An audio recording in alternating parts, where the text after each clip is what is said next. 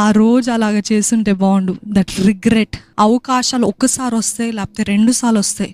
ఎంతసేపు మన సుఖ జీవితం, మన ఆశలు, మన వాంఛలు, మనము సుఖంగా ఉండాలని చూసినట్లయితే we lose many great blessings. దేవుని మనము కోల్పోతాం.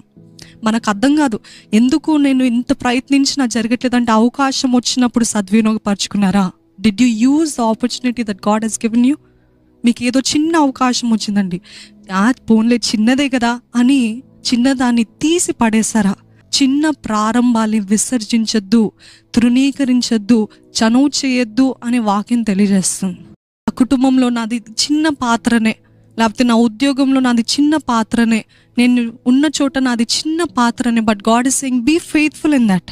దాంట్లో నమ్మకంగా ఉండండి. దాంట్లో నుండి ఎన్నో గొప్ప అవకాశాలు వస్తాయి. చిన్నదే, ఇది పర్వాలేదులే, ఇది ఎవరు చూడరులే, బట్ గాడ్ ఇస్ సీయింగ్. రోజు దేవుడు అవకాశాలు తెరుస్తున్నప్పుడు అది చేయలేదనుకోండి, ఆహా నువ్వు నా చేతిలో దొరికావే, నువ్వు నా చేతిలో చిక్కావే అని వాడు సంతోషంగా మనల్ని నాశనం చేయాలని ప్రయత్నిస్తుంటాడంట. మనకు అవకాశం ఇచ్చినప్పుడు, దేవుడు మనకి ఎన్నో కార్యాలు జరిగిస్తున్నప్పుడు వి డోంట్ సీ ఇట్. మన ఆత్మీయ నేత్రాలు తెరవబడ్డావు.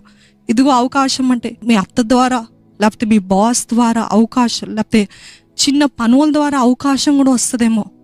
Are you really looking for opportunities? ఉద్యోగ విషయంలో అవనివ్వండి, కుటుంబ విషయంలో, వివాహం విషయంలో ఏ రీతి అయిన అవకాశాలు వస్తాయి, కానీ ఇది దేవుందా అని చూసే గ్రహింపు, ఇది దేవుని నుండి వచ్చిందా అని చూసే